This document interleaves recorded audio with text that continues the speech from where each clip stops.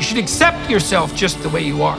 What does that say about who I should become? Is that just now off the table because I'm already good enough in every way? So am I done or something? Get the hell up. Get your act together. Adopt some responsibility. Put your life together. Develop a vision.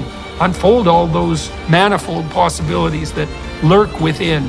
Be a force for good in the world, and that'll be the adventure of your life.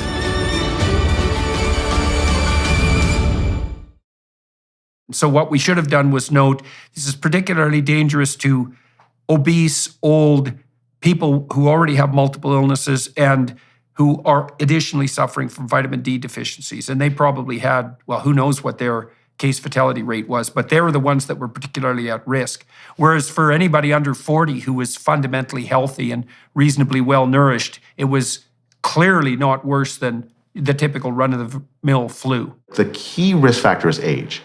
So for instance, obese versus non-obese, that roughly doubles your infection fatality rate. Every 7 years of age doubles it, which compounds, right? So what you have is a disease that is a very high risk to an identifiable population. We in public health adopted this mantra that we were all equally vulnerable. And the idea was, the ideology was very simple. If we don't force everyone to take the virus as seriously as an 83-year-old person living in, with multiple comorbidities does, then they won't comply with the lockdown orders. What we asked young people to do was immoral. We essentially said, stop, sacrifice your life in order to save grandma. We weaponize the empathy that young people have against themselves.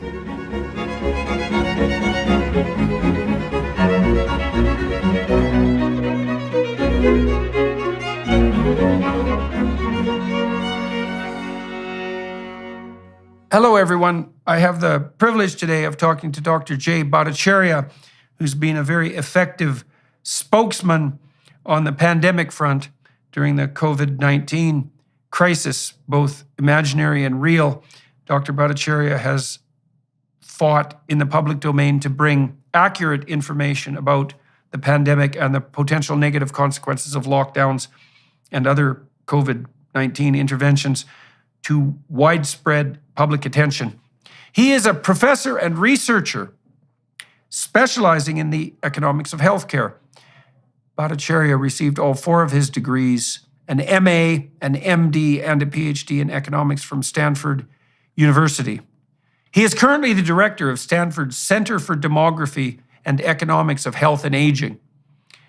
Bhattacharya came under severe fire during the COVID-19 pandemic, believing as he did and publicly communicating that fact that mask mandates and forced lockdowns were a detriment, instead advocating for the development of herd immunity.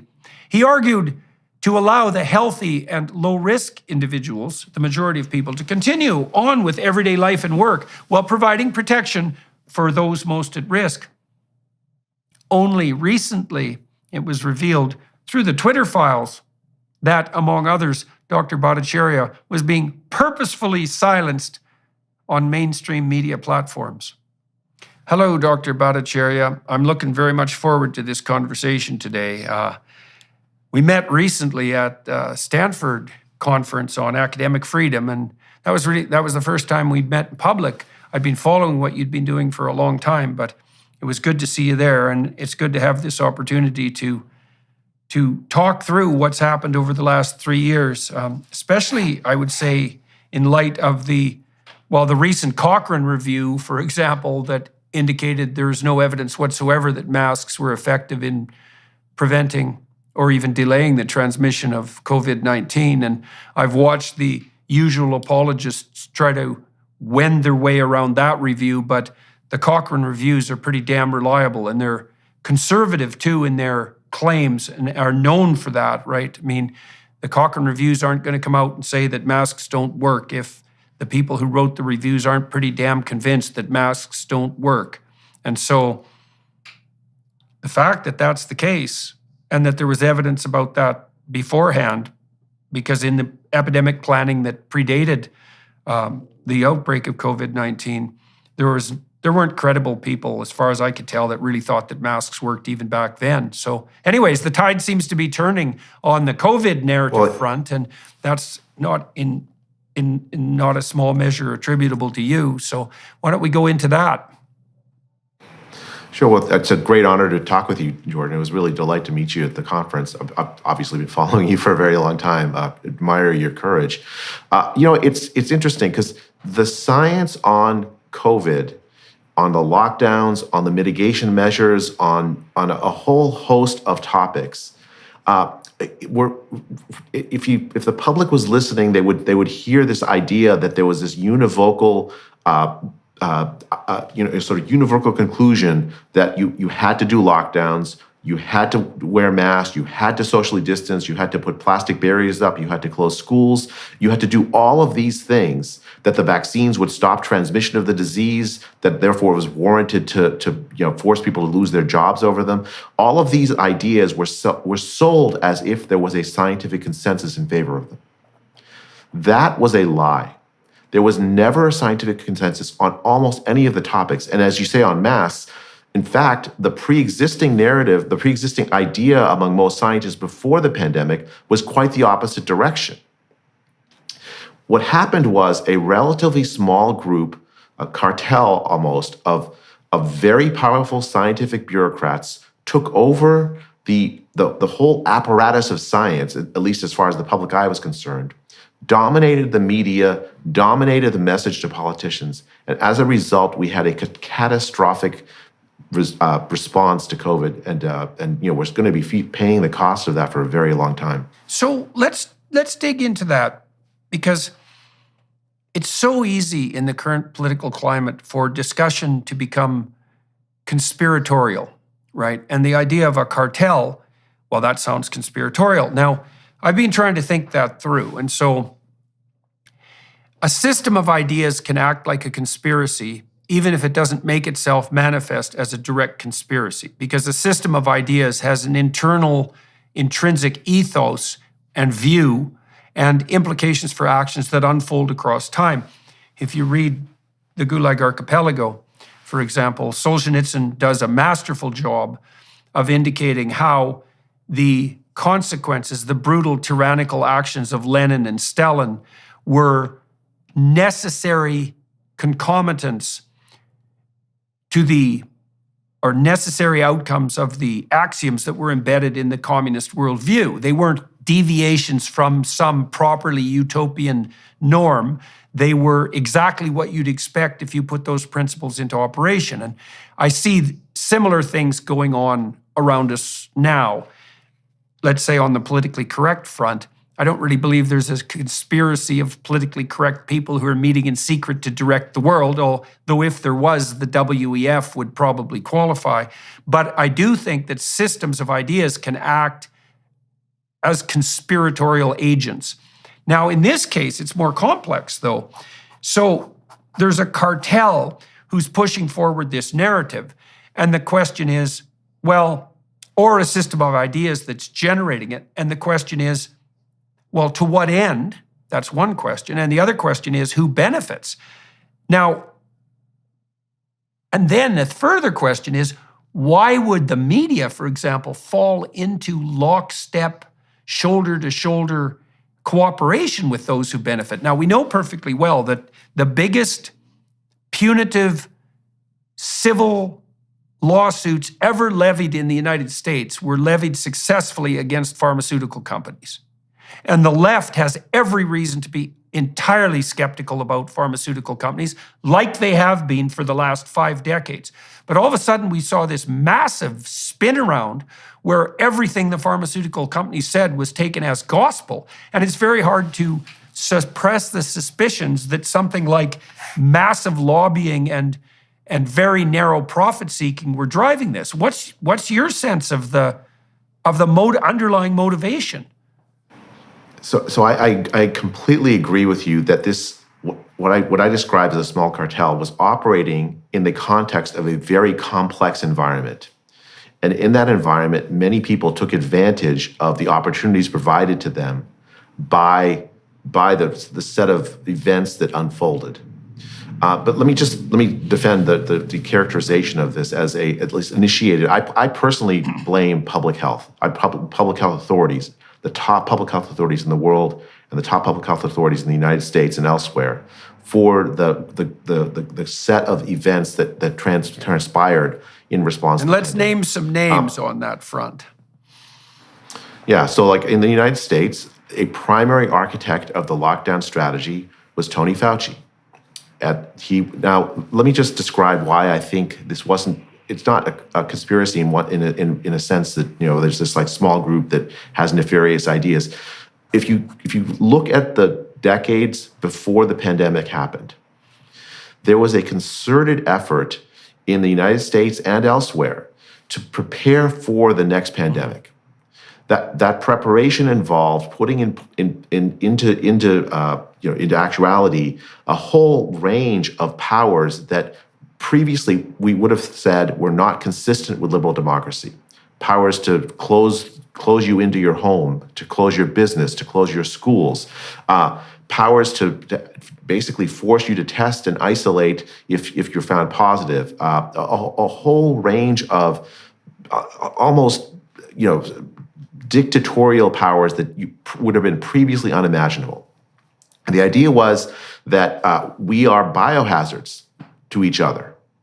And the whole goal is, if we can keep each other apart during a time of severe infectious disease threat, it will actually save lives. Mm-hmm.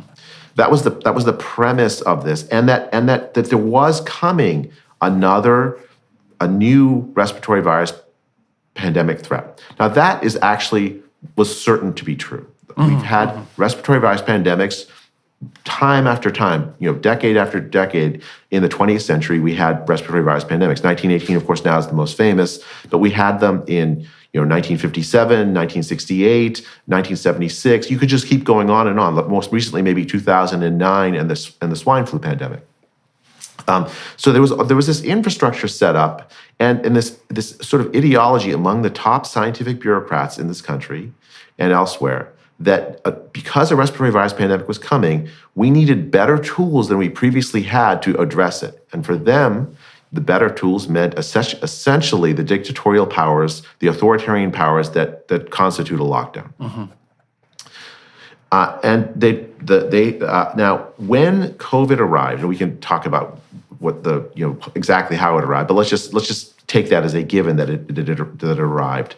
That entire infrastructure sort of powered into existence, and part of that infrastructure involves making sure that the people take the measures that are being proposed seriously, that the threat seriously. And the way they did that is by spreading panic and fear about the disease. In that environment, what happened was that a small group of people at the head, like Tony, let's just name names, Tony Fauci, he donned on himself the mantle of science itself, right? We're all looking for a guru. He took the name of science in vain. He actually did. I mean, he talks about it as if it's some sort of religious system. Mm-hmm. So he took, and what he did is he designed a set of policies, an ethos that said, if you do these things, then I will rescue you from the threat that is going all around you, that's in the air everywhere, where even your children are a biohazard to you, a threat to you. Mm-hmm. Yeah. And in that, so when that set of events unfolds, right, you have someone who essentially takes over what truth is in the minds of everybody. Then all these other actors could come in and start to say, you mentioned the pharmaceutical companies. They jumped in, I don't think they were in a nefarious plot. I think that they jumped in legitimately saying, okay, let's help figure out how to address this threat. Yeah. Now then they took advantage of the power they had in very abusive ways, but that's a later development rather than the driving force, I think. Mm-hmm. And so how do you understand the practicalities of the relationship between the top public health bureaucrats and the pharmaceutical companies? Because there's obviously moral hazard there. One of the things that struck me as really beyond comprehension in some fundamental sense, is that the Biden White House, for example, is essentially is acting as a shill for Pfizer constantly. The Biden White House tweets out around Christmas, for example, this became particularly egregious, these constant reminders that if you loved your children, you'd go have them both vaccinated and boosted. And by that time, it was absolutely clear to me, and I'd be more than happy to be corrected on this front, that the evidence that vaccinating children was a good idea was not only lacking, it was the best evidence was counter evidence, is that children were basically at zero risk for serious consequences, serious side effects from COVID. And the vaccines, in all likelihood, posed a greater threat to them than did the virus. And so I couldn't understand at all why the White House would be supporting the marketing efforts of the pharmaceutical companies. Now, there are tens of billions of dollars at stake here, and there is a revolving door. And people who are listening and watching, is my understanding is that there's something of a revolving door in Washington between powerful companies and the regulators who regulate them. Those regulatory bureaucratic positions aren't necessarily particularly well paid, and they don't last forever. And a lot of the people who occupy those positions are ambitious, and there's nothing necessarily wrong with that. But it's pretty damn useful to hire someone to work for you who was once involved in the regulation of your company, let's say. So there's plenty of moral hazard on that front. How do you understand the interplay, like the dynamic interplay between the public health officials, quote, who are there to protect us, and these entities operating behind the scenes who, do make products that are useful, but also have an iron in the fire that isn't necessarily completely aligned with everyone's best interests? Companies aren't just selling products anymore. They're selling you. We're talking about how these tech companies enrich themselves by taking your personal data.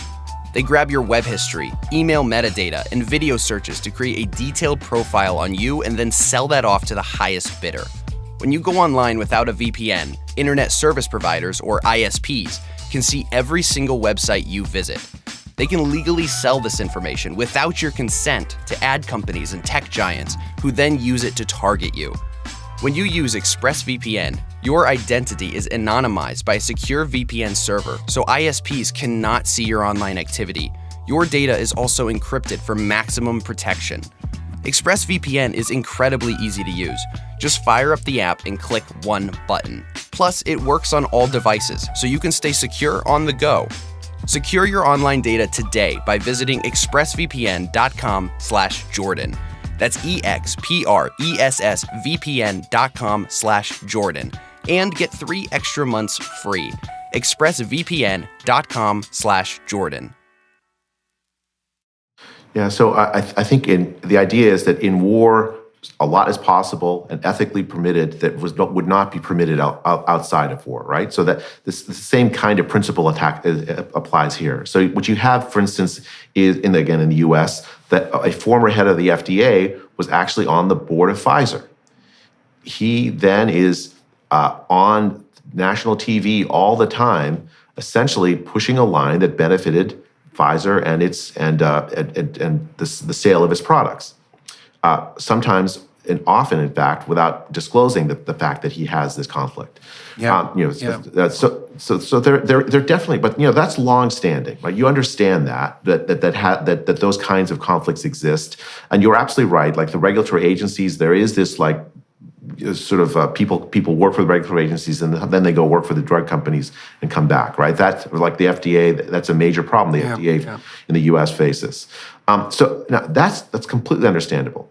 What has to happen is top policymakers, understand that dynamic and act against it. Instead, what happened was that the top policymakers said, maybe to themselves, certainly they acted this way, that kind of dynamic actually helps the public. Because what they're doing is putting forward a product that's going to rescue us from the pandemic. Yeah, you have a product, this vaccine, and so it's okay. I mean, it's implicit. At least that's my interpretation of how people acted. Because otherwise, you would have had top policymakers and top public health officials decrying these conflicts of interest, this sort of revolving door, as you say. Well, the problem is that in the face of an unspecified threat, it's easy to make the argument that the end justifies the means. And you can understand how we would fall into that, especially given and this is something else that's very interesting to contemplate, the exaggeration of the severity of the threat. Now, I've been thinking about this biologically. I did a lot of work on the extended immune system, the behavioral immune system. And so we have an immune system that operates within us to protect us from disease, but we have a behavioral immune system too. And both disgust and fear are part of that behavioral immune system. And what I mean by that is, well, we tend to be disgusted by such things as, let's say, rotting food. And the reason we're disgusted by it is because the rotting food is full of bacteria that produces toxins to keep us from eating the bacteria's food. And we're sensitive to that, so we stay the hell away from it. And so that's part of what protects us against pathogens.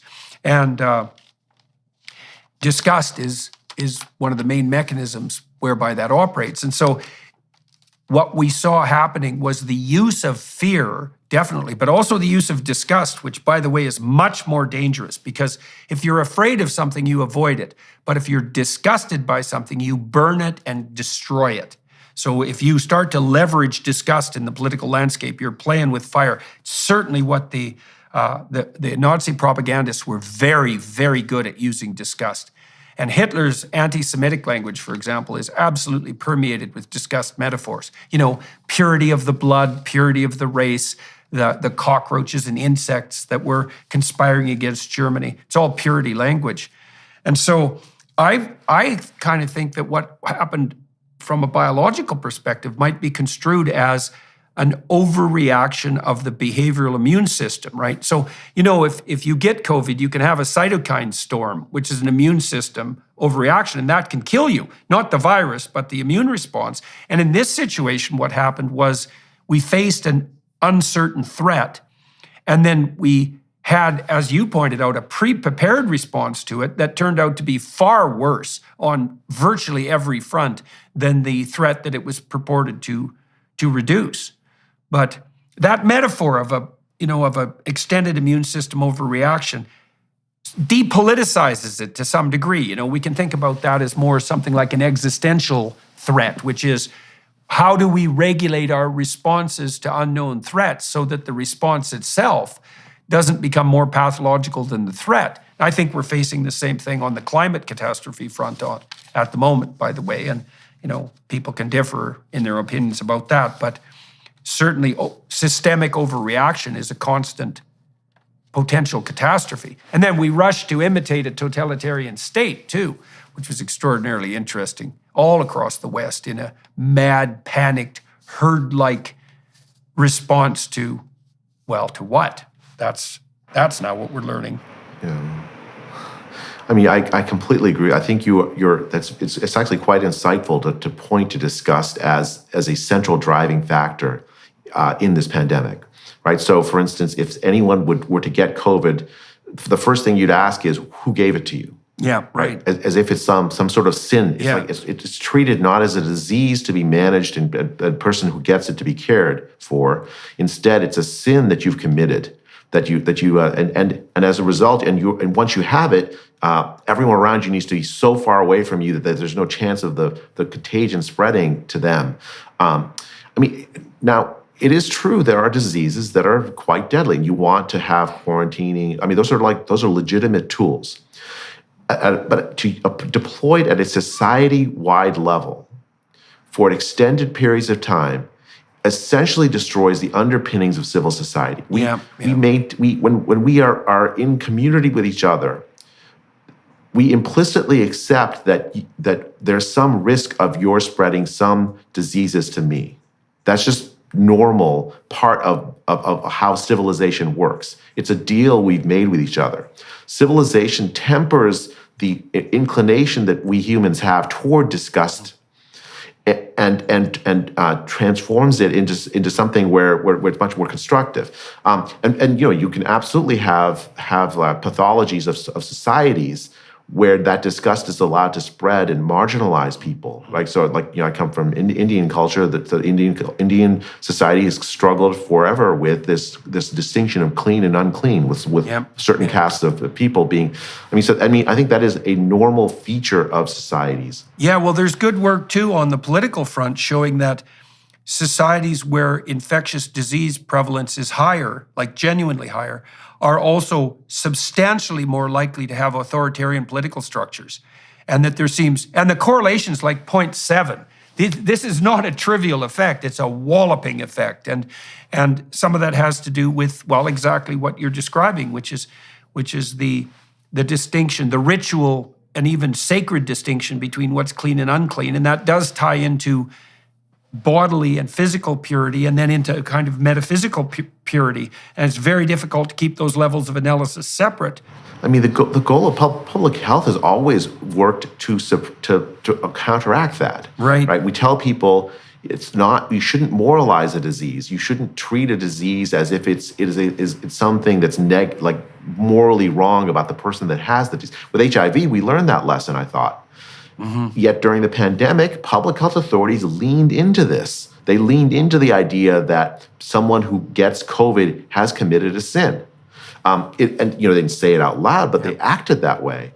Now, I said that there was a pandemic template, but that pandemic template is at odds with every other pandemic that we managed in the respiratory virus pandemic we managed the last century, right? In that whole of the last century, what we did is we identified who was most at risk, developed therapeutics, vaccines, and other methods to try to protect those people as best we could while the pandemic was spreading, but minimized the fear in society at large, minimized the disruption to society at large, and the reasoning was so compelling. The idea is that if you disrupt society at large, you will do more harm to people than you would save them from the whatever marginal risk from the respiratory virus pandemic that's spreading. Right. Yeah, well, that's a basically conservative, so to speak, a classic conservative concern, right? Which is twofold. One is to stress the law of unintended consequences. This is something I really learned as a social scientist, and as a biological scientist for that matter. Don't be so sure that your stupid intervention will only do what you think it will do, only the good things. Don't even be sure that it won't be positively counterproductive. Be certain that it will produce unintended consequences, because it will. One of the most famous studies, for example, ever done on the prevention of antisocial behavior among kids, this was the Somerville study done back in the 1930s, one of the first large-scale public health interventions on the psychological front. They grouped kids who were prone to conduct disorder and then criminal behavior, let's say later in their life, randomly into a treatment group and a control group. And they hit the treatment group with every positive psychological and sociological intervention you could manage. Literacy training, parent training, communication training for the kids. They paired them with mentors, and they took the kids out of the inner cities and out to camp, summer camp, for 2 weeks every year while the program ran. And when they released the results, it showed very clearly that the kids in the treatment group, who had been the subject of all this positive attention, which, by the way, the kids loved, the parents loved, the teachers loved, the implementers loved, they did worse on virtually every measure. And the conclusion was that it was a really bad idea to take antisocial kids out of their environment for 2 weeks in the summer and group them together, because they were basically camps for criminals. And that was such a powerful effect that it overwhelmed all the other interventions. Somerville study, very, very famous cautionary tale. And Joan McCord, who was one of the authors of that study and one of the first female PhDs in criminology, basically spent the rest of her life traveling around to academic conferences telling people, do not assume your idiot intervention is going to work. Build in careful outcome analysis to any social program that has a behavioral change mandate, and have some humility in the face of the complexity of the problem you're trying to solve. And certainly, well, we just let all that go by the wayside in this. Now, you said that we had a different strategy in place for pandemics in the past, and that this new strategy emerged. Emerged where and why did it dominate? I think in the West, it emerged out of the war on terror. If you can go back to the anthrax threat from, I think it was 2001 or two, and people reacted to that by saying we need a way to deal with biosecurity threats, a new way to deal with biosecurity threats that's much more serious, that takes the threat more seriously. There's a whole series of war games and sort of planning exercises around biosecurity threats. That's not normally what you think of how you deal with respiratory virus pandemics, right? You would normally deal with them the old way, which was focused protection of vulnerable people, development of therapeutics, making sure that people don't panic, right? So society can go on as best it can. I think so when the pandemic hit in 2020 in the U.S. and in the world, what happened was that the World Health Organization organized in the early days of the pandemic a junket, if you will, to China. The Chinese authorities in January 2020 had declared finally a pandemic, had locked down their this major city, Wuhan, and the UN's the World Health Organization sent a junket that included a deputy of Tony Fauci, prominent officials within public health officials of the World Health Organization. They came back from that junket saying that what China had done had worked. Yeah. That these authoritarian measures that China had taken, shutting people into their apartment and locking the door, essentially had worked. The disease was gone. Yeah. Lots of dim-witted Western intellectuals go to communist countries and conclude that it works. Yeah, we do have a long history of that, don't we? We certainly do.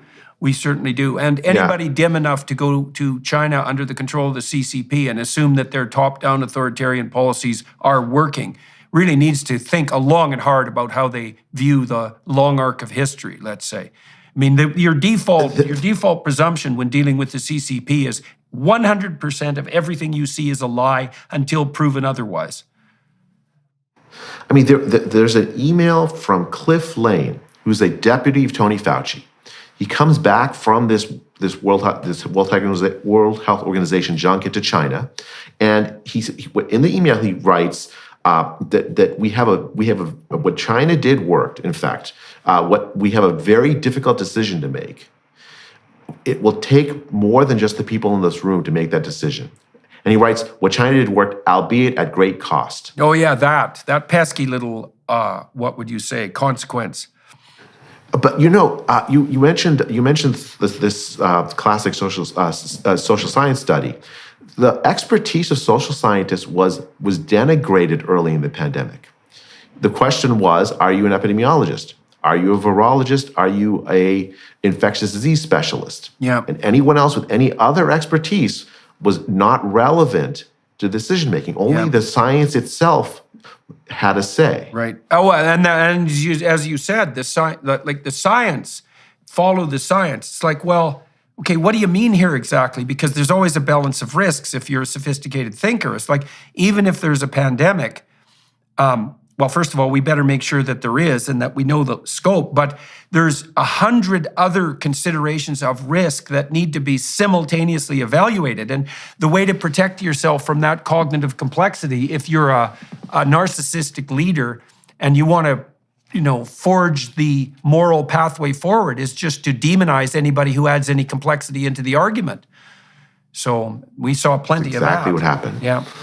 It's exactly what happened. And anyone who has the notion of the law of unintended consequences, of trade-offs, of risk management in their soul, or in their training at least, they were excluded from the conversation, right? So you could say, look, this is going to really hurt the economy. And then what the response you'd get was, well, you care more about money than lives. Yeah. And therefore you shouldn't do that. But the irony is that the economic harm from the lockdowns, with 100% certainty, killed more people and is still killing more people. Oh, yeah. Than the lives saved by the lockdowns, which I think are very few. Yeah, well, we're not done with that yet. We have no idea how many people the lockdown and the associated panic killed. That'll unfold over probably decades. Yeah, well, especially when you factor in things like the decrement in educational attainment that emerged as a consequence of the suppression of schooling, because that's a whole lifetime of decreased economic productivity. We'll be back in one moment. First, we wanted to give you a sneak peek at Jordan's new series, Exodus.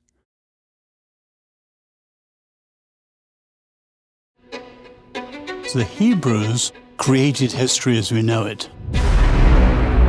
You don't get away with anything. And so you might think you can bend the fabric of reality and that you can treat people instrumentally and that you can bow to the tyrant and violate your conscience without cost. You will pay the piper. It's going to call you out of that slavery into freedom, even if that pulls you into the desert.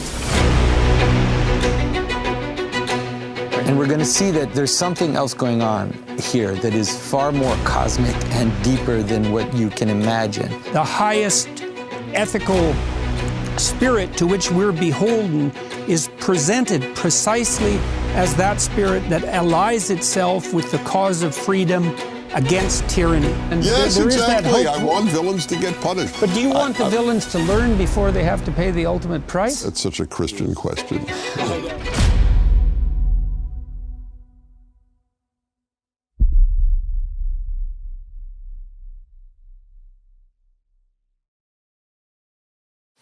I cannot tell you how frustrated I was about this. So my training is I have an MD and a PhD in economics. I do health economics for a living. I've been following for the last 2 decades this literature obsessively documenting the returns to education on the health of children during their entire lives. Huh.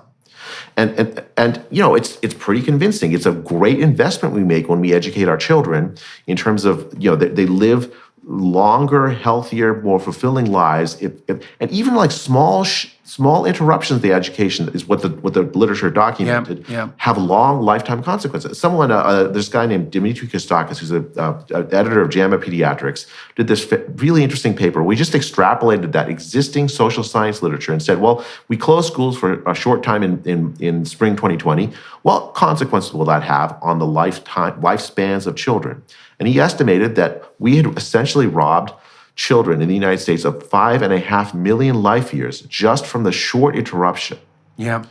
In spring of 2020. Well, you know, schools closed on the basis of public health, this cartel of public health people all around the world. Yeah. In Uganda, in India, the schools closed for 2 years. Many people don't have access to internet or electricity or whatever. That meant no school. And millions of kids. It also meant no social interactions. It meant way more time online. It meant way more time frustrated. Depression. Yeah. One in 4 young adults seriously considered suicide in the U.S., and according to a CDC survey in June of 2020.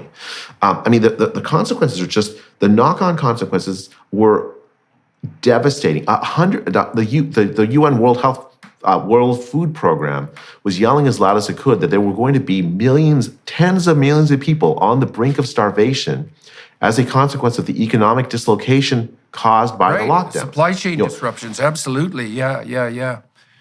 And the pointy end of the supply chain disruption is some guy who makes $5 a day or $10 a day of income selling coconuts to rich Mumbai, laptop class and that people, and then he loses his job. He now earns less than $2 a day of income. His family starves. Yeah.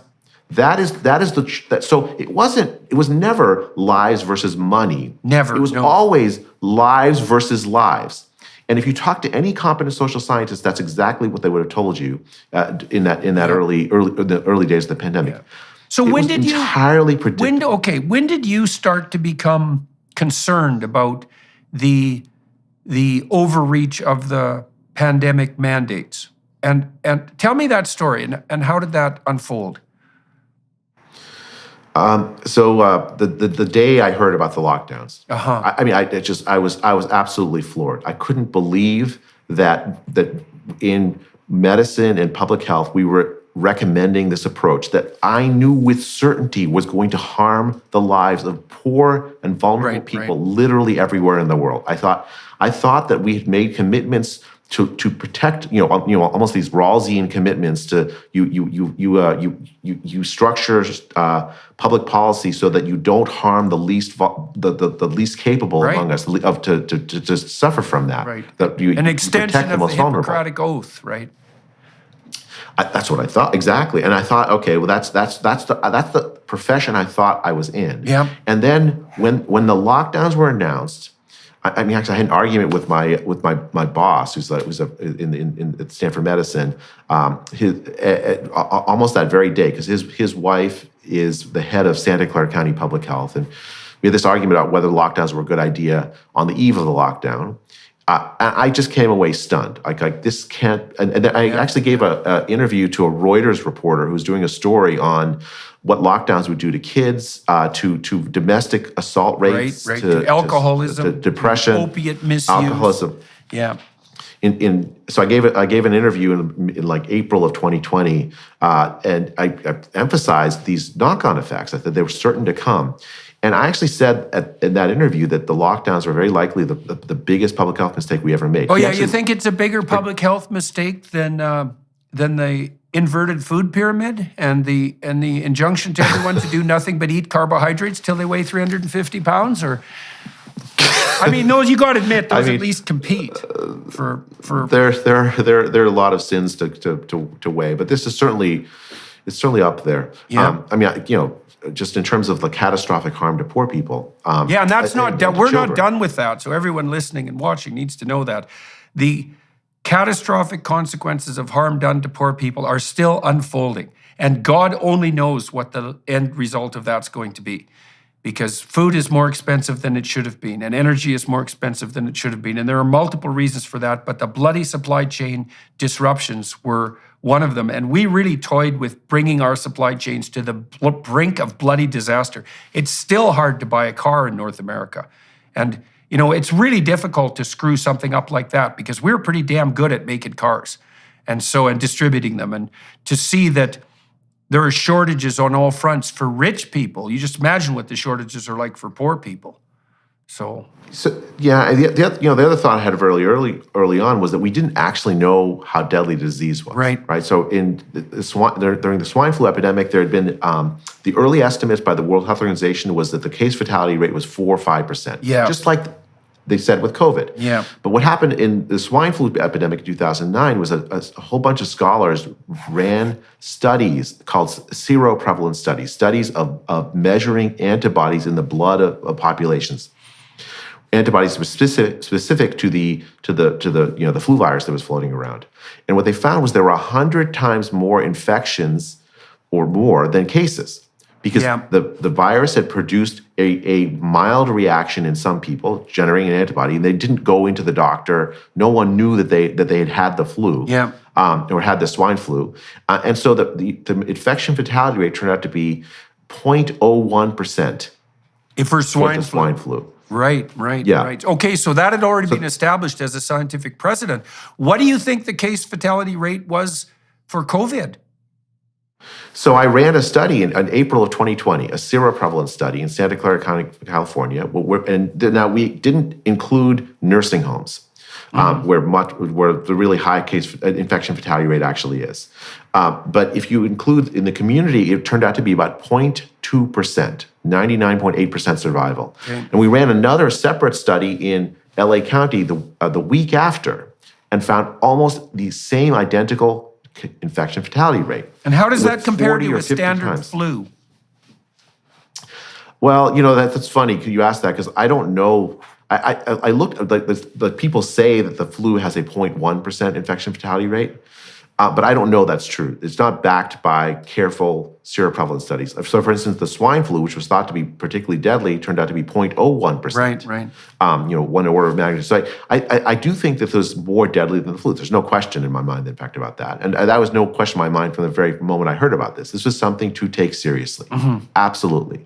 That 0.2%, while much less than the 3 or 4% that the World Health Organization is panicking people with, was still a very high number. And it's especially high for older people. Right. If you can think about it, it's like the risk doubles by every 7 years of age. So, I was 51 at the time. My mom, who was 82 or 81 at the time, like what's that? What is that? Like 1, 2, 3, 4 doublings. My infection fatality rate was 0.2%. Hers was 0.4, 0.8, 1.6, 3.2%. Right. So the proper response would have been to identify the genuine risk factors for serious risk of hospitalization, let's say. And as far as I can tell, these are what they are. And I would also appreciate being corrected. So age is a major one. Obesity is a huge contributor.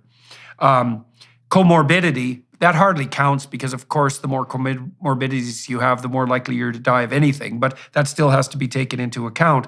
And then I've also concluded that the evidence for increased severity among people who have vitamin D deficiencies also seems to be quite robust. And so what we should have done was note this is particularly dangerous to obese, old people who already have multiple illnesses and who are additionally suffering from vitamin D deficiencies. And they probably had, well, who knows what their case fatality rate was, but they were the ones that were particularly at risk. Whereas for anybody under 40 who was fundamentally healthy and reasonably well nourished, it was clearly not worse than the typical run-of-the-mill flu. Does that seem about right? Yeah, I mean, I think I might modify the statement about the relative risk of the flu because I just don't know what that is. Right, But fair enough. I think it's a very low risk for healthy young people. And I agree with you about the risk factors. But the key risk factor is age. Mm-hmm. So, for instance, obese versus non-obese, that roughly doubles your infection fatality rate. Every 7 years of age doubles it. Oh yeah, which compounds, right? So what you have is a disease. Like 80% of the deaths are people over the age of 65. Still, so what you have is a disease that is a very high risk to an identifiable population, and for the rest of the population. And the vitamin D, I agree with actually, although that's a little bit controversial. I don't know why it's controversial. It seems to me that the evidence is pretty clear on this. In any case, there's no harm in recommending. Easily accessible and harmless. How about that? Impossible to monetize. That's another problem. So. You just tell people to go out and have exercise. Like what? Yeah, like, in the sun. I mean, instead of being locked at home and not being able to go to a park, for example. Exactly. So like that. So like having that as a modifiable risk factor would have been healthier. Would have produced health in other ways as well. Right. So instead, we in public health adopted this mantra that we were all equally vulnerable. Yeah. So if I remember watching this press conference by this Rudy Gobert, who's a National Basketball Association player, NBA basketball player in the United States, and he'd contracted COVID early in the pandemic, and he's a young man, very healthy, didn't appear to be particularly sick, but he gave this press conference where he just was joking around. He licked the microphone. Right? He was making fun of the clean and unclean trope that was starting to spread. And the whole world came down on this poor man, forced him to apologize, and you have to take the virus seriously. Even young, healthy NBA players who are at basically zero risk from dying from this disease have to grovel and apologize because they're acting like young, healthy people. Yeah, it looks like disgust demonization, that particular response. It absolutely is. And the idea was, the ideology was very simple. If we don't force everyone to take the virus as seriously as an 83-year-old person living in, with multiple comorbidities does, then they won't comply with the lockdown orders. What we asked young people to do was immoral. We essentially said, stop, sacrifice your life. Mm-hmm. Yes, in order to save grandma. We weaponize the empathy that young people have against themselves. No, in order to produce a small decrement in risk to grandma.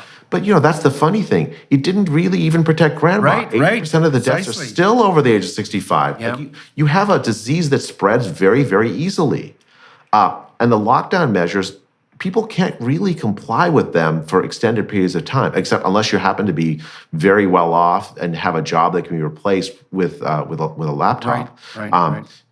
Then okay, maybe, but that's a very small fraction of the world population. Yeah. Maybe 20-30% of even of rich countries. Right. Okay, so you started to become aware of this back in March of 2020, right away, essentially, as soon as the lockdowns occurred, and so and you talked about the first conversation you had with one of your colleagues who was involved in local public health, and you could see this miasma of paranoia and force spreading. And it was very concerning to you because of your epidemiological and economics training. And economists, at least, are trained to consider, well, multiple trade-offs in terms of value. If they're good economists, obviously. They seem to be more reliable public policy formulators, by and large, I would say, than biologists, who take a much more unidimensional view of the world, and epidemiologists as well, who specialize in a given illness. So then, as this marched forward, what did you find yourself doing? Well, there was a lot of, I published these studies, or wrote these studies on seroprevalence, published them, and there was a tremendous blowback. My colleagues didn't want to believe the result. They thought it was a much more deadly disease than we were finding with our scientific studies. And actually, where we met was the Stanford Academic Freedom Conference. I told a little bit about the story about how Stanford treated me, which is, I think, abysmally. Yeah, well, let's delve into that a little bit, because that's par for the course at modern universities as well at the moment. So what happened? You published these studies. Now, we should point out to everyone who's watching and listening that Jay is not exactly your fringe researcher, right? Stanford's a major university. He has a PhD in economics and an MD. He's a very, very well-respected researcher, and certainly not someone who's prone to grinding political axes. And that's generally the case for epidemiologists and real scientists, is they're not politically minded. They're trying to, as much as it's possible, to follow the trail of the data. And I certainly believe that you're in that category. So you published these papers showing what was good news, essentially. This isn't as deadly as we thought. And you produced a counter-immune response from your colleagues. And so what did that consist of? I got accused of not knowing how to divide, essentially not knowing how to divide, doing the math wrong, that there was still a possibility that every single positive result we found on these antibody tests were all false positives. And then I started getting hit pieces against me, against my wife, against my colleagues. It was very stressful. And Stanford reacted to those hit pieces in the press by giving them credence even when they knew for a fact they were false. So, for instance, there was an allegation that the head of an airline company had given $5,000 to me, and somehow I changed the result of the study. But it was ridiculous. The $5,000 went to Stanford in a gift account we used to offset study expenses. We ran this study in 2 weeks or 3 weeks. We organized it and ran it. It was really quite a feat. Right. And we ran it for very inexpensively. I would never alter the result of a study based on what funders say. It's ridiculous. Well, what benefit would that be to you anyways? Like, if you're going to accuse someone of a crime, you should at least have a motive in mind. And if $5,000 is a pretty cheap price for your soul, by the way, Jay, and then like, what's in it for you exactly? What was the accusation? You were falsifying the data for what reason? Yeah, so Stanford, rather than just dismissing the allegations out of hand, they conducted. Well, first they started to call it an investigation, but then they realized they couldn't call it an investigation because it was so ridiculous. They called it a fact-finding mission. Oh, one of those. Yeah. And then, I spent that summer just incredibly stressed. Yeah, I bet. I'd never felt anxiety before. I'd never written an op-ed before. I just was a scientist, Jordan. I published papers for a living in peer-reviewed journals. I was really happy with that life. Yeah. But join the club, man. Yeah, I know. I thought about you a lot, actually, in those days, Jordan. I had to make a decision. After Stanford cleared me, they'd sent this very strong signal. If I just went back to that old life, just quietly doing science, they would let me go. They would continue to be a good, good faculty member faculty member in good standing. Right. So, despite the fact that you were innocent, you should shut the hell up and go back to invisibility, and then we'll let you. So, what did the powers that be decide? That as long as you were compliant and quiet, like a good faculty member should be, then all the sins you didn't commit would be forgiven. Yes, exactly. Yeah, how lovely of them. That's so impressive. It was so stressful, Jordan. Like I said, I thought about you a lot in those days because I know what you went through. But I lost I generally am very good at dealing with anxiety. Yeah. Never in my life have felt anxiety. I felt it in a deep way. I lost 30 pounds of weight. Yeah. At one point, I was losing weight so quickly I thought I was actually afraid for my life. I couldn't sleep. I didn't eat. I just obsessively worked trying to like address the damage. And then at some point in like summer of 2020, I decided that, what is my career for? It's not, if it's just to like have another CV line or a stamp, it's just I've wasted my life. Yeah. And I would speak no matter what the consequences. And actually then the anxiety went away. Like at that point, that decision I think was the right one. People have two big classes of fear, and they're archetypal.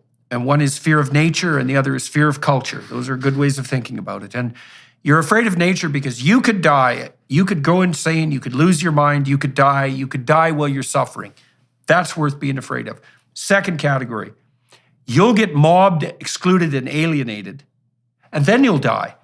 And so and I've watched this with like 200 people now who've been mobbed and betrayed by the powers that be, let's say. And every single one of them, with tiny exceptions, responds exactly the way you did, which is it's as if something traumatic in an unprecedented manner has occurred. And I've seen colleagues of mine who were, well, you said, for example, yourself, you weren't particularly prone to anxiety, fairly emotionally stable person. I've seen colleagues of mine who were the most solid people you could possibly imagine, like literally hounded into the asylum by the forces of the mob. It's appalling. This demonizing cancel culture driven by narcissistic psychopaths. It's like it could be the death of us all. It's really bad. And so your response is absolutely typical. It's interesting though, when you make that decision to flip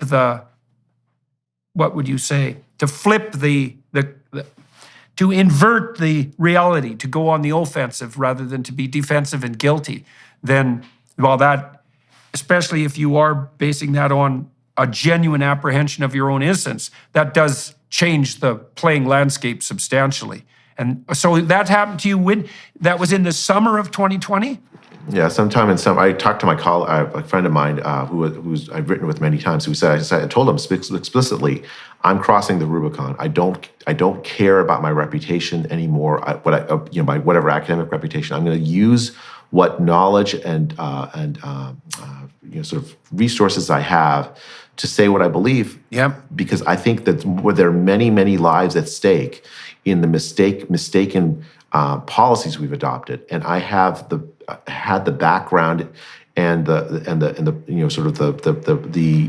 life story where I could actually try to make some difference on that. Right. And after that, it was just transformative. I mean, I also am religious, and praying actually helped a lot. But that's what were you praying for? The summer of 2020. What were you praying for? Just out of curiosity at that time.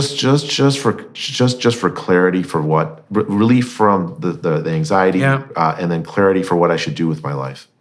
Yeah, well, one of the things that's worth knowing, and obviously you discovered this, is that there is nothing that will save you in a complex situation except the truth. Now, it might not save you as well, but there is nothing else that you have. And so when you're backed into a corner, well, first of all, you better scour your soul. But second, what you've got to defend you, if you have anything, is definitely words of truth, the words that you believe to be the case. And so, and it's useful to notice that can be on your side. And you have to, I don't know, the other thing I realized is if I'm living my life just for myself, it's hollow. If the purpose of my work before, I mean, you can look back on my work. What I wrote when I applied for tenure was that I studied vulnerable populations, the health and well-being of vulnerable populations, and how government policies and economic realities affect the health and well-being. I mean, and if that's true, that means that what I studied was for other people. Yeah. That my actions and my was not inwardly focused, but focused on the people that I studied. Right. Well, so that means the crisis also forced you to really prioritize your values, because, and it's tricky as a scientist, and you see this when you're training graduate students, is that, well, you have to follow the science properly, and you have to be skeptical of your own results, and you have to be sure you're not publishing merely so that you publish and merely to burnish your reputation, and the same thing with attending conferences. On the other hand, you do have to publish and you have to market and communicate. There is a career development element to every enterprise. Now, the question then becomes, well, what do you do when those are set at odds with one another? And the answer is, well, if you're tilting towards pathological narcissism, you sacrifice the mission for the message. And there's plenty of corruption in science that's merely a consequence of that. But when you're backed into a corner the way you were, then you have to really start to understand what that means. It's like, are you in this to do the good that hypothetically motivates the science? Or are you going to sacrifice that, apologize, kowtow, and hypothetically protect your reputation? And you're done as a scientist if you do that. I think you're done as an ethical actor. I think you're done as a human being. You are. And you don't protect yourself against the mob, because all that's happened is they've fundamentally emasculated you, and you've been eliminated as a credible threat. It's a very bad strategy. So it's a relief to hear that you were able to see your pathway forward in the summer. I'm sure that was utterly brutal. It's hard to communicate to people just exactly what it's like to be a respected scientific practitioner and then to have all of that inverted, and to see your colleagues fail to support you or participate in the inversion. It's quite the illuminating experience. Let's put it that way. Yeah. Yeah. I guess I understood how excommunication worked. Right, exactly. That's what it felt like. You bet, because that's that betrayal and excommunication. That's exactly what it is. So then, okay, so you decided that you were the devil take the hindmost, and that you were going to say what you needed, what you believed to be true. And so, what occurred then? So fast forward a few months. There was some. My colleague Scott Atlas was advising the president of the United States, and so I actually got to meet with the president. But that never went anywhere. The American president at the time, President Trump, he was. I think his instincts were against the lockdowns, but he basically thought that if he let Tony Fauci not have the reins, that he would lose the election. And so that was quite frustrating. Fast forward a few months to October 2020, and a colleague of mine from Harvard, Martin Kulldorff, who's a fantastic biostatistician, he helped design the vaccine safety surveillance statistical systems that the FDA and the CDC use in the US with the statistical work, invited me and Sunetra Gupta, who's a great epidemiologist at Oxford University, to a small conference in Great Barrington, Massachusetts. Yep. We arrived basically just to compare notes. Like, we weren't thinking about issuing a statement or anything, but we realized that we'd arrived at the same place regarding the strategy of how to manage the pandemic. The summer had seen a decline in cases. There's some spread in like Arizona and the South and some countries, but the threat of March seemed to have subsided. But it was really clear from the data that the disease was coming back in the fall, that there was going to be spread of the disease again. And it was also clear to me as a social scientist looking at the pattern of political action that the lockdowns were also going to come back, because the fear was not gone, the disgust was not gone, all of that was still in place. All the infrastructure for the lockdowns were there. And so what we wrote this very short document, 1 page long, called the Great Barrington Declaration. We wrote it in very simple language because we wanted to reach regular people. Because I thought to myself, and we thought to ourselves, that it was really regular people that needed to know that there wasn't a consensus in favor of the lockdown. Yep. That people were being misled, that the idea that all scientists agreed that there was a consensus, that the science said, let's lock down, was not true. Yep. In fact, many, many reputable scientists disagreed with that, and yet they stayed silent because of the fear of social ostracism, fear of, Tony Fauci controls billions of dollars of federal money for research. What's not just the money so that you can do your experiments, it controls the social status of scientists. You don't get tenure at a top university, medical university, unless you get NIH funding. Yep. In the United States. So it's the social status as well as even more than the money itself. Well, it's not just the social status either. We should be clear about that. It's also your livelihood itself, right? Because so it isn't merely the fact that you want to elevate yourself up the status hierarchy. It's that you want to keep your job. And so this is nuts and bolts. This is nuts and bolts material here.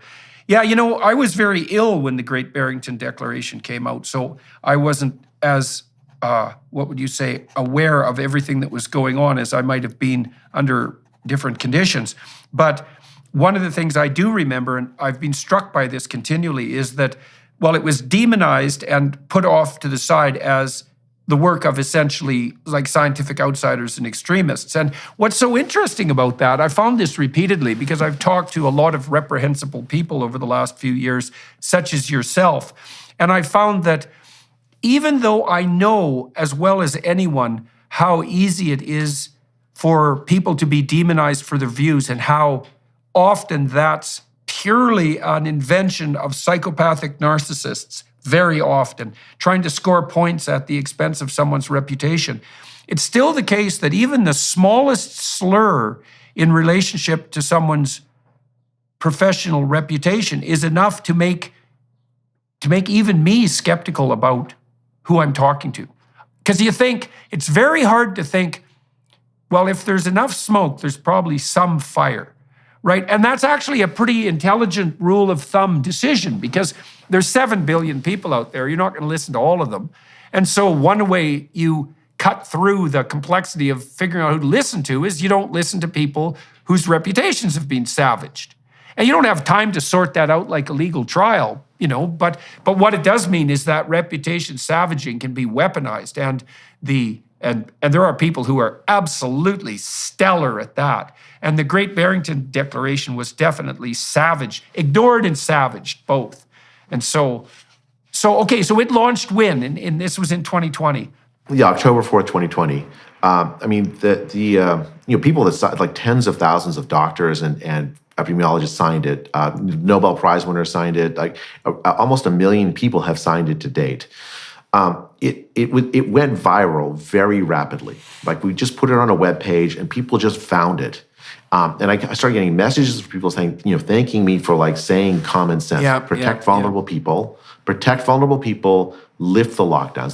Those are the two ideas of the Great Barrington. It's the old pandemic plan. It's the least original thing I've ever written in my entire life. I mean, there's nothing new actually in it. And certainly nothing radical. I didn't think so. But 4 days after we wrote it, the head of the National Institute of Health, Francis Collins, wrote an email to Tony Fauci calling the three of us that were the primary co-authors of the declaration fringe epidemiologists. Right. And then he called for a devastating published takedown of the premises. I started getting hit pieces written against me in the New York Times, again in the Washington Post, a whole bunch of other. The CBC hosted a panel of scientists who savaged us as wanting to let the virus rip and kill grandma. Well, thank God for the Canadian CBC. Broadcasting Corporation. That $1.4 billion of government subsidy a year and a 1.9% market share. They're quite the stellar bunch, boy. The level of propaganda was remarkable. Like I was calling for focused protection of vulnerable people. I was calling for a conversation among public health people how better to protect old people who were dying in droves as a consequence of not being protected by the lockdowns. I wanted, how you protect old people is complicated, right? So it depends on the local living circumstances of each person, of the old people in the community. The answer in, Alberta, in Canada is going to be very different than the answer in Southern California or something. Right. It's just going to be very different. All those pesky complexities. Yeah, well, you need local public health who know the living circumstances to participate in that discussion. Think creatively about how to protect older people when you have this highly infectious respiratory virus pandemic going on. Instead, we were demonized. We were told that it was impossible to protect older people without a lockdown. The lockdown didn't protect older people. It hadn't in the spring, and it didn't protect them in the fall, and did continue to not protect them. So it essentially they closed the top of the federal public health bureaucracy closed the minds of public health against the possibility of focused protection by demonizing us. Right? And the purpose of the demonization was so that they could tell the public that every reputable scientist, the consensus of scientists, agreed with their plan. Their plan to lock down. Yeah, well, that, and I suppose the motivation for that was the ability to publicly trumpet the staggering effectiveness and decisiveness of their simple and potent plan to protect, right? And so for me, again, that's a kind of unbelievably narcissistic virtue signaling, is you want all the credit that would go along with actually dealing with the problem, while doing none of the effort whatsoever necessary to actually understand the problem and to implement the complex multidimensional solutions that would be demanded. Yeah, I mean, I remember seeing a podcast with you and your daughter, I think, during that time. I was quite moved actually by it, both by the devotion your daughter has to you and also the illness you were going through. So I don't think you have anything to I mean, that what you went through is tremendous. Anyway, so we wrote this, started getting. I mean, but the thing is, I was emotionally better prepared to deal with the blowback from that.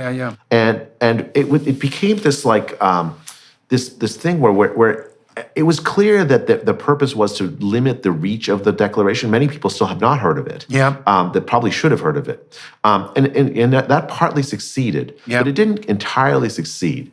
The nucleus of this anti-lockdown movement was put in place. And then as time has gone on, what's happened is that anti-lockdown movement, as people have seen the reality, what the lockdowns really have meant. Well, lockdowns is not just you're forced quarantine in your home. Lockdown is the ideology that we must keep people apart from each other. The ideology that we have to treat each other as biohazards. And that the state has the right to impose that from the top down, right? Which is a major part of the ideology for everyone's good. You know, one of the things I also knew, and I don't know how much you know about this, and maybe you know a lot about it, you know, the Nazi eradication campaigns started out as public health initiatives. Like the causal pathway is clear. And so that discussed demonization was part of that process. But it was all put forward initially under the guise of protecting the public and doing the best even for the suffering. So it was the Nazis were extremely good at leveraging a false compassion on the narcissistic front to produce unbelievably pathological outcomes. And that went along also with the implicit notion that, well, the state has the right to do whatever's necessary if public health is at risk. And it's whatever's necessary. It's like, really, whatever's necessary, eh? Yeah, well, maybe here's my new theory, my political theory, or part of it.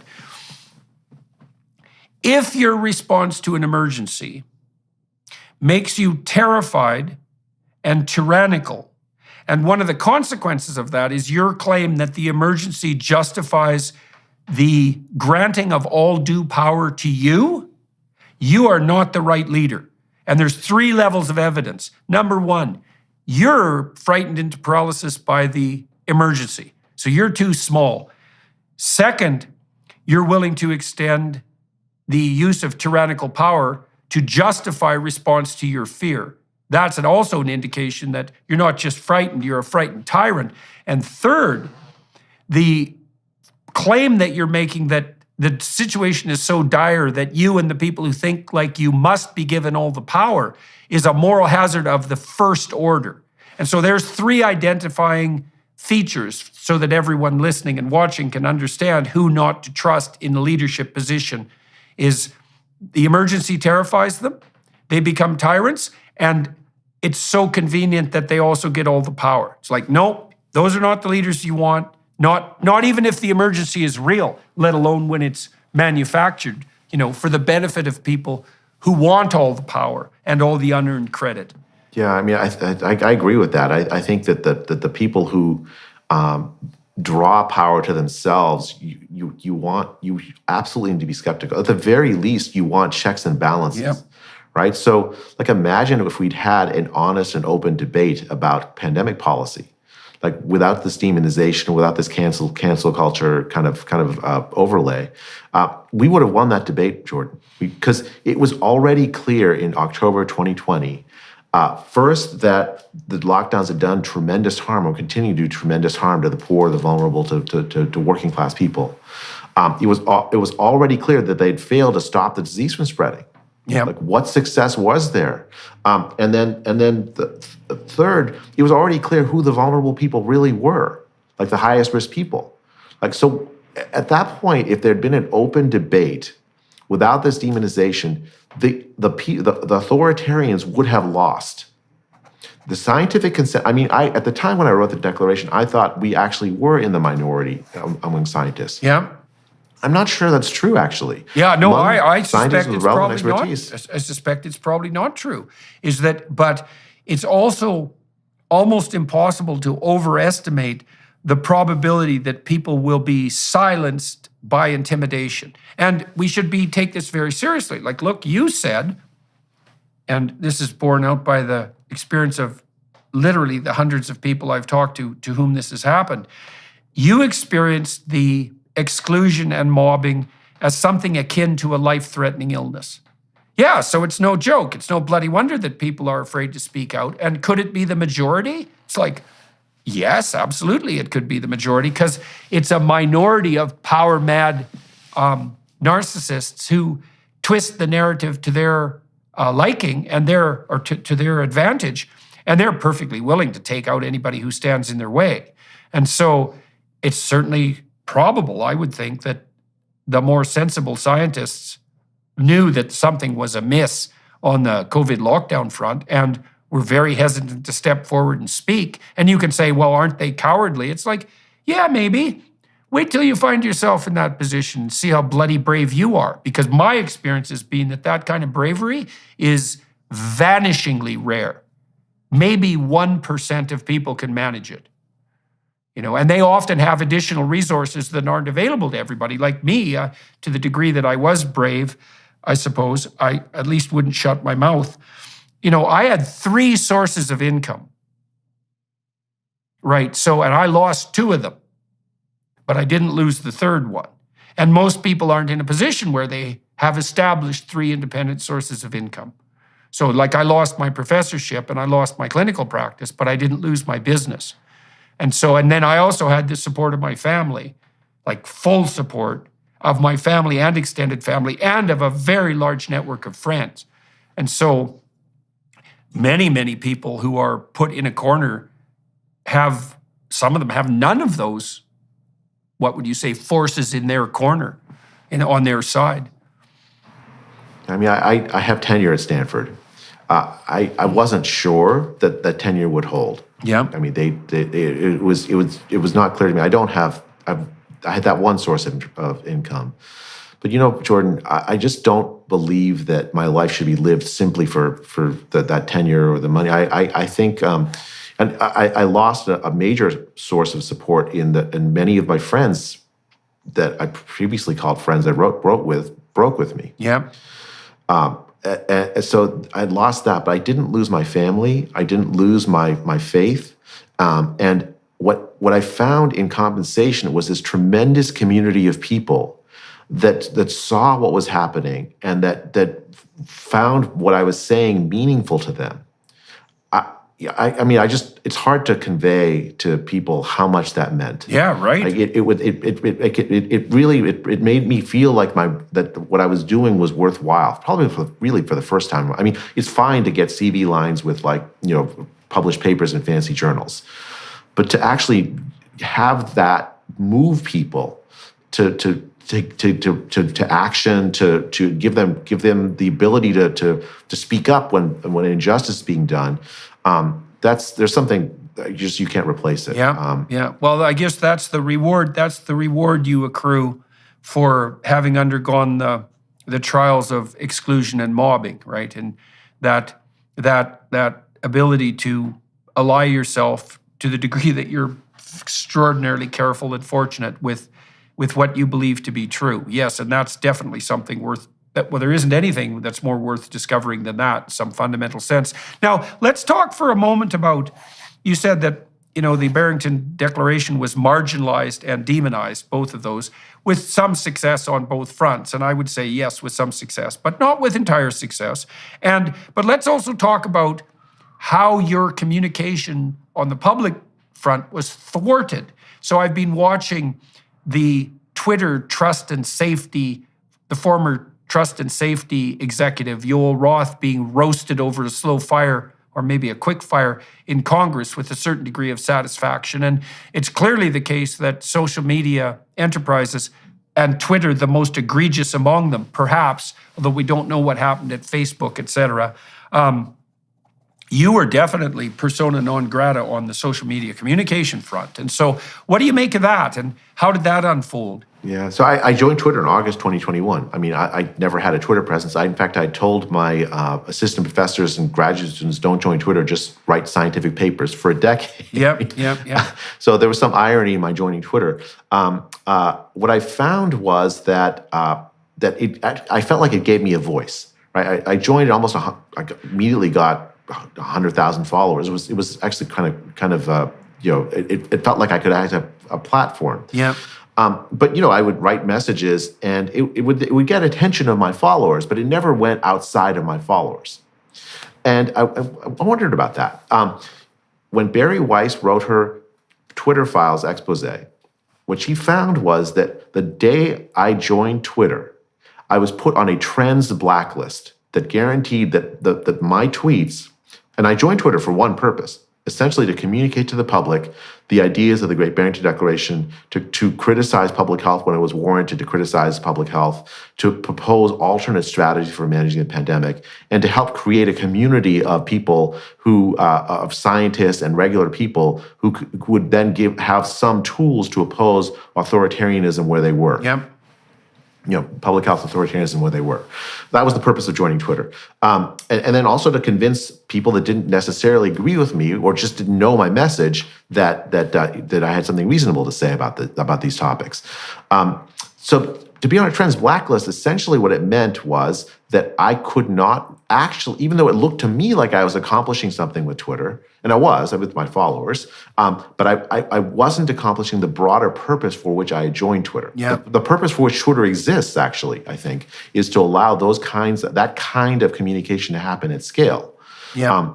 I have to say, I have mixed emotions about Twitter. It is an incredibly powerful tool, Jordan. As you know, you reach political leaders, you reach journalists, you reach other scientists, in a way and you reach regular people in a way that's not possible with any other platform. I think in the right hands, it is a great force for good in society. Yeah, but it's also a place where, like, what would you call it? Petty tyrants can run roughshod invisibly behind the scenes.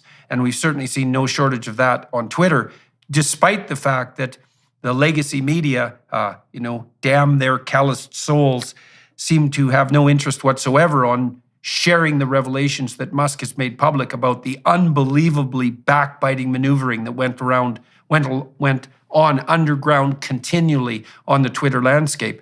So it's really pernicious, when you're subject to the authoritarian constraint of your communication in a manner that's actually invisible as well as lied about. It's really something pathological. And so what's your understanding of how your communication was restricted on Twitter?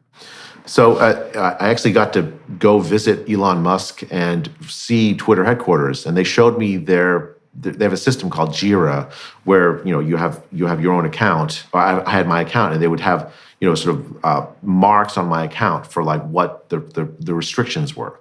Literally, it said the words trends blacklist. That trends blacklist, I don't believe Twitter put in place on its own. I believe that was the result of the American federal government essentially asking Twitter executives to suppress. And now, why do I did you say trends, Trends, or trans?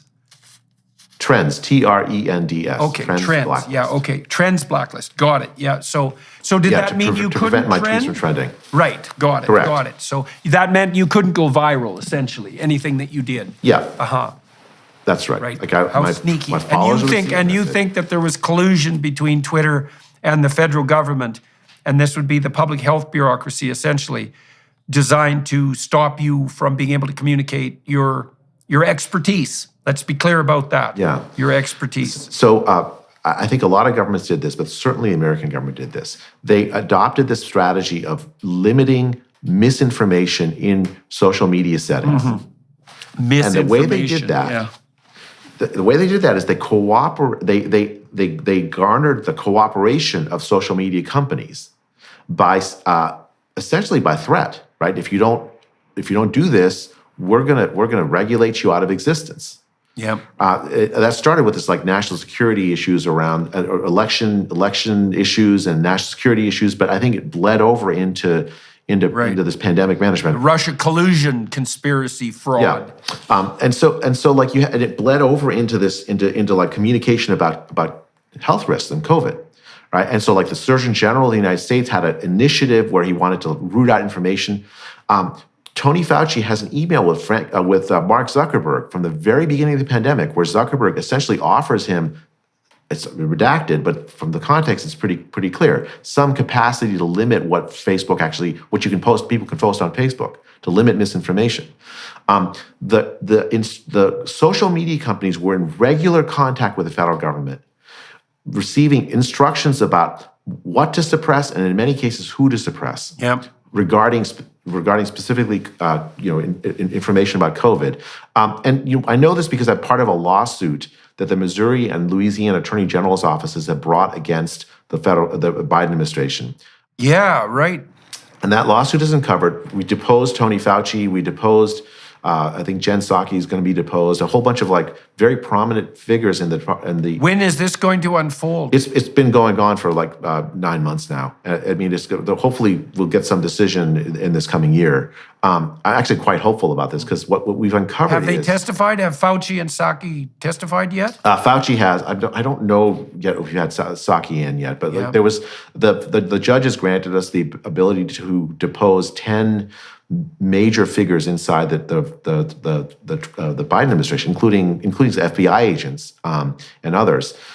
It's revealed a vast censorship enterprise. Yeah. Well, we should also define for everybody who's listening and watching what fascism means technically. So fascist means to bind together. And the fascist ethos is something like unity of corporation, government, and media at the highest levels of function. And so the idea is essentially that a triumvirate acting as a unity at those high levels can be extraordinarily efficient. And if it's benevolent, there's the rub, then it can march forward, with unparalleled success. And you get people like our appalling prime minister admiring the CCP, for example, for its ability to move forward on the environmental front without paying attention to such niceties as, let's say, parliament and public opinion. And that's that delusion of fascist efficiency. And the thing about United Systems is they can move very, very quickly when they need to, and that's well and good if they're moving in the right direction. But the right direction is hard to determine, and if they're moving in the wrong direction, then God help us all. And this collusion between the social media companies and the security apparatus and the broader media world, which is still occurring because they won't cover the Twitter files, is fascist in the highest order. And it's definitely a threat to the integrity of, well, I would say proper governance worldwide, but certainly proper governance within the United States. It's appalling beyond belief. I think part of the reason the public hasn't woken up to it, this is certainly true in Canada. Canadians would rather believe, for example, that the trucker convoy was run by MAGA-inspired American Republicans who wanted to destabilize Canadian democracy, which is what our bloody prime minister told them. They would actually— Jordan, they had bouncy houses. They had bouncy houses for kids. I mean, they had like Sikh music, and I mean, it was like— Well, there's a huge coterie of Sikh truckers in Canada. Yeah, well, Canadians would rather believe that, though, that this was a conspiratorial enterprise motivated really by and funded by MAGA Americans. This is the Canadian narrative. Most Canadians still believe that, 51%. And the reason they still believe that is because it's easier to believe that than it is to believe that you can't, that your leaders, Chrystia Freeland, Justin Trudeau, Jagmeet Singh, are compromised entirely by their globalist utopian agenda and lying about absolutely everything, and that you can't trust the legacy media anymore. And Canadians they're not capable of swallowing that bitter pill. And like, I can understand why, in our country and in yours too, to a large degree, the fundamental institutions have been reasonably trustworthy for a long time. And then to understand that, no, you have to now go out and you have to go and ferret out the truth, and that there are conspiracy-like actions proceeding on all sorts of domains. It's like, well, it's no wonder people can't go there with ease. Yeah, I don't want to believe it either. Well, right. Until I see it, I'm gonna assume the best of people. But when you see the federal government acting in this way, in direct violation of fundamental commitments to civil rights like free speech, and it's just there in emails in black and white. The way that they convey it, it's as if it's so obvious that they're doing the right thing. Oh yeah, we just suppressed this because we didn't want people to be harmed by this bad information. Well, how do you know this information is bad? Well, this is the question. Like, I now virtually instantly distrust anyone who uses the word misinformation or the word disinformation. It's like, I see you think there's some gold standard by which factual information can be revealed, that its validity can be revealed. That's just self-evident. You can set up some fact-finding committee that can just differentiate between the true facts and the false facts. It's like, why do we need the scientific enterprise then if it's so bloody obvious? And why is there political discussion? Well, no, there's misinformation, and we need committees to deal with it and to suppress it, which they certainly did at Twitter. Jordan, it's a new dark age. Right, that was the feature of the old dark age, was that there was a high clerisy that could inerringly distinguish truth from falsity, and suppress falsities for the benefit of the public at large. Right, that is the age we are currently living in. Yeah, well, it's a degenerate theocracy, right? But running itself under the guise of a kind of rampant secularism. It's really something to see, and it's so interesting. Maybe we could touch on this in a minute. I knew 10 years ago that the woke types in the universities would go after the STEM fields.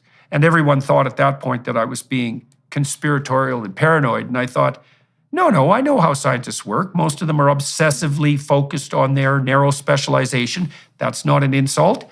That's their job. That's their job, is to be 80 hours a week focused on that specific issue, to understand it deeply and communicate that to the rest of us. More power to them. But it means that they don't have a political bone in their body, especially the real scientists, especially in STEM. And so when the woke political mob of narcissists comes for them, they won't have a hope of resisting. And, well, obviously that's exactly what's happening. In the California system now, UCal system, 80% of applicants to STEM positions are rejected on the basis of inadequate diversity, inclusivity, and equity statements. You see that Texas yesterday, the University of Texas, revoked its commitment to requiring DIE statements as a precondition for employment, and then, of course, denied that they ever had such a policy in place to begin with. I mean, they're just the de facto loyalty oaths. I mean, that's essentially definitely what they are. Like you're. I mean, it's a statement of faith that you belong to this particular faith tradition. Yep. With documented by the DEI statements. I mean, I think it's one of these things where, like, I never imagined that the free countries of the West would come to a situation where the basic civil rights, checks and balances of power, all these like norms of liberal civilization that I thought everyone agreed with were actually in question. I mean, you saw it earlier than most. I certainly, before the pandemic, I would have thought of them as annoying, but I wouldn't have thought of them as an existential threat. And now I've really come around. Yeah. Well, the other thing we could think about too here is that we don't want to underestimate the pervasive attractiveness of this set of ideas. I mean, it devastated Eastern Europe, Russia, and China. And that's still going on in China. It's still going on in North Korea. mean, these are attractive ideas. They promise universal brotherhood. They promise an egalitarianism that is not only impossible to produce, but would be horrible in its realization, but that looks on the surface extraordinarily attractive. They appeal to a kind of domestic ethos too. You know, Ben Shapiro said to me one time, he said, well, at home, I'm a communist. And what he meant by that was that in his family, he has children, it's to each according to his need and from each according to his ability. And that might work perfectly well in the domestic environment, you know, in a limited manner. But as a scalable political enterprise, it's a complete bloody disaster. It's not obvious why. It's just obvious that that's the case. And, you know, when I grew up, we had the Soviet Union as evil example of this woke pseudo-communist ideology, and that kept everybody in check, but that threat diminished substantially in 1989, and it allowed these ideas to hold sway once again in the West, you know, aided and abetted by idiot intellectuals, especially on the literary criticism front. But that's just pervaded the institutions of higher education like mad. But we need to give the devil his due. I mean, these ideas hold sway over the minds of hundreds of millions of people, because they offer attractiveness on the utopian front that's not easy for conservatives or classical liberals or scientists to mitigate against, with their insistence on individual autonomy and responsibility and the importance of tradition and the necessity of rational inquiry. Even communities, like, so I'm a big, I mean, I think communities are incredibly important, like thick communities where people are embedded and they draw support. Like even people who think like that should be opposed to these ideas, because these ideas destroy communities. We need to have checks. I mean, just let's go back to our discussion about lockdowns. What did lockdowns do other than destroy communities? It's not an individual thing to say, individualistic to say that lockdowns are a bad idea. They destroy the communities that provide support for the poor. Right. And the poorest communities, well, the other thing too is that, look, for all you leftists who are listening, all 15 of you, and this is why I like people like Russell Brand and to some degree Joe Rogan. It's like, why do you believe, if you're on the left, that fascist collusion at the highest levels of power is going to serve the communities that you might even rightly be attempting to serve? You know, the genuine leftists, and I've known many in my life, say labor leader types, you know, who are trying to give a real voice to the working class, and that's a necessary thing to do, and to push back against the gigantism and excess of the corporate world. That's a valid thing to do.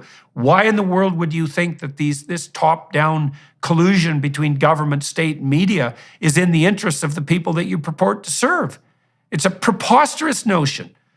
I've encountered many people on the left, like the honest left, who joined the anti-lockdown movement. Sunetra Gupta, who wrote the Great Barrington Declaration, for instance, is famously on the left. So I think that there is a tradition within the left that is solidly devoted to basic liberal ideas, just as there is on the right. And I think that's the coalition that will win. And the lockdowns, the whole strategy we followed to drive the pandemic at least for me, has just brought me to a realization about how unimportant other kinds of political designations are. You know, Democrat, liberal, Democrat, Republican. I mean, really, the key unifying thing is this. This devotion, this commitment to checks and balances. A commitment to sort of enlightenment ideals, a commitment to religious tolerance, to freedom of speech, and freedom of speech and conscience probably foremost among those. And I think foremost because, as far as I can tell, all the other processes that keep systems of good governance in place are dependent. How could it be otherwise? On freedom of conscience, thought, and speech, because that's the mechanism by which complex problems are solved. And so if you give up that mechanism, that's the mechanism of thought itself. And I mean, what we're doing today, well, both of us are trying to update our views of the world to some degree, as well as to communicate with other people. But that's all part of the process of analysis, diagnosis, and repair of systems that have gone astray. And unless you can engage in that freely, then they just go more astray. And the consequences of that, as we saw with the lockdown and are continuing to see with the lockdown, the consequences of that are, well, we'll see how cataclysmic they are. You know, I thought, for example, that part of the reason we're in a war with Russia is probably, perhaps, and maybe this is only 10% of the problem or less, world leaders weren't getting together and talking because of the lockdowns. It's like, I don't know how often the president of the United States and the leader of Russia should get together and talk, but never is definitely the wrong answer. And if you think you can do that electronically and do it successfully, you're naive and careless beyond, what would you call it? Beyond forgiveness, beyond the requirement for forgiveness. So, and I think it extends not just to like great, top leaders of countries, but also just to regular interactions with people. Like a lot of the fracture of communities like just take my own example, like the friendships that have been broken. If we'd actually been meeting with the other faculty members regularly, just because we ran into them on the office building. I just find it hard to it would have been much more difficult to demonize me. If Francis Collins or Tony Fauci had just called me and spoke and said, here's what we were thinking, here's why we're concerned, let's change it, could you change it to do this way? I mean, I might have gone along to try to figure out how to accommodate their concerns. Rather than demonizing me, we would have found a better way to manage. I mean, science works by those kinds of personal communications. It's, you write papers, but then you go talk to people. Those conferences are actually worthwhile because now you get to know really with who they are, how they think. Yeah. It's a human endeavor. Yeah. Just as, and to have this ideology where you have to be a part, will replace everything just by Zoom, it just doesn't work. Yeah, well, the other thing that's lurking underneath all of this that we're going to have to contend with is that I think virtualization breeds mistrust. And so what I've noticed when I've conducted virtualized enterprises is that they go fine when everyone agrees, but they go very badly as soon as disagreement emerges. And I think it's because if I disagree with you, it's easy for that to produce a halo and for me to think, well, we disagree on everything. If we were getting together and having a coffee and bumping into each other in the hallway, we'd see that it's one minor disagreement in a host of agreements. But that requires personal contact. And so that's foregone in the virtual world. And then I also think that this is worse. And I don't know how dangerous a threat it is, but I think it's a paramount threat. I also think that virtualization enables psychopathy because psychopaths are actually held at bay by the perils of face-to-face communication. And if they can operate behind the scenes, which they can certainly do online, there's an immense amount of online criminal activity and exploitation. I mean, the whole pornography industry is nothing but that. And then immense, swaths of criminals operating online, and then all the troll behavior as well. We may be setting up a world in the virtual space where the psychopaths and the predators and the predatory parasites, because that's what a psychopath is, they could just run roughshod. I mean, there's a counterbalancing. So I know people that speak anonymously where they legitimately fear their job and they wouldn't speak otherwise. So there's a temporary.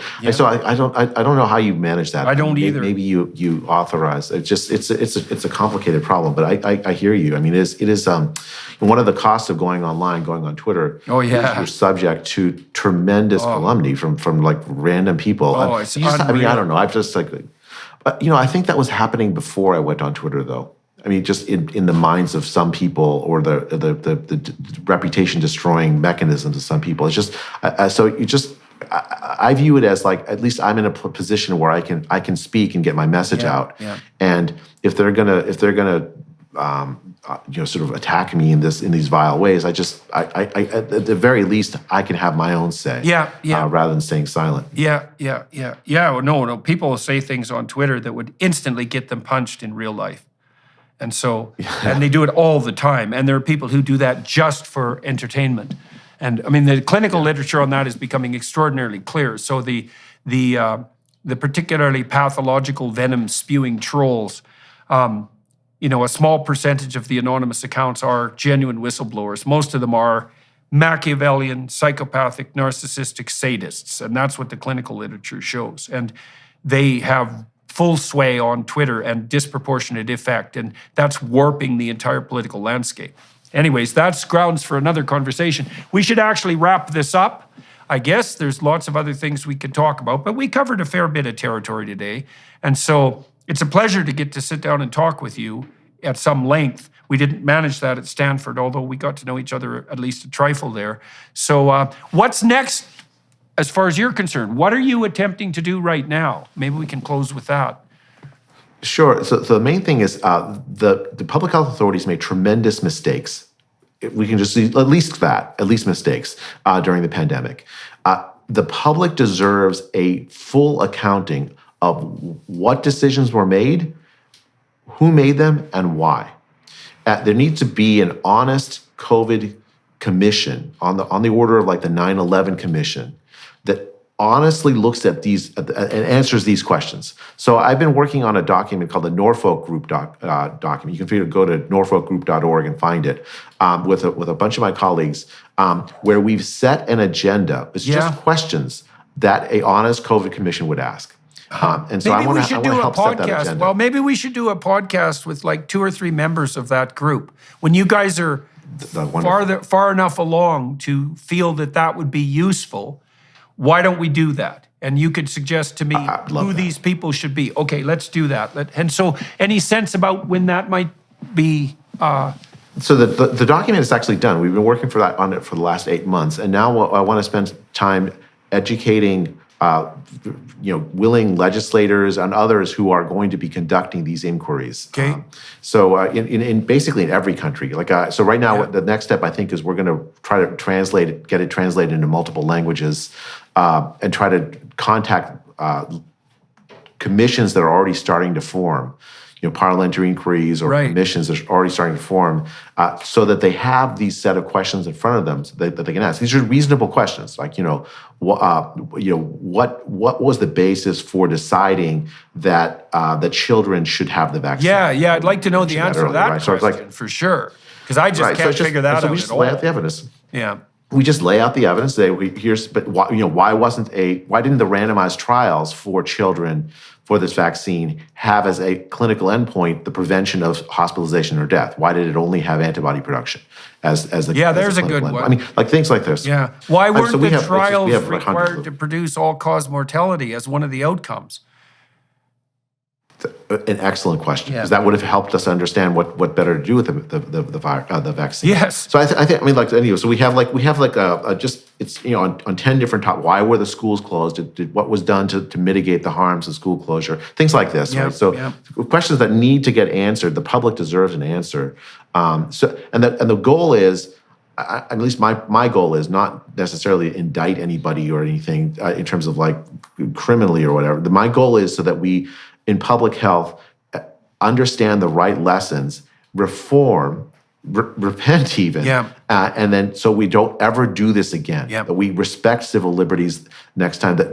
I think the outcome of any honest process will be that lockdown will be a dirty word, that we will shudder in horror whenever we hear it, and anyone that proposed it will be seen as a charlatan. And I think that is the ultimate outcome of any honest inquiry. And I'm working toward making sure those honest inquiries happen. Yeah, well, amen to that. Okay, so for everyone watching and listening, I'm gonna talk to Jay for another half an hour on the Daily Wire Plus platform. I usually walk people through a bit of a biographical discussion about how their career unfolded and how their meaningful interests made themselves manifest in their life. So that's on the Daily Wire Plus platform. For all of those of you who are watching and listening, thank you very much for your time and attention. Dr. Jay Bhattacharya, thank you very much for talking to me today. It was a pleasure to walk through all this, I suppose, a strange sort of pleasure to walk through all this dismal material with you, but to see it laid clear in the manner you managed it, that's extraordinarily helpful. And so, and thanks to the crew here in Minneapolis, Minnesota, for helping me out today to make this happen. So good to see you, Jay. And we'll talk again when the Norfolk Group project is ready to accrue some additional public communication. Thank you, Jordan. A great honor to talk with you. Good to see you. Hello, everyone. I would encourage you to continue listening to my conversation with my guest on dailywireplus.com.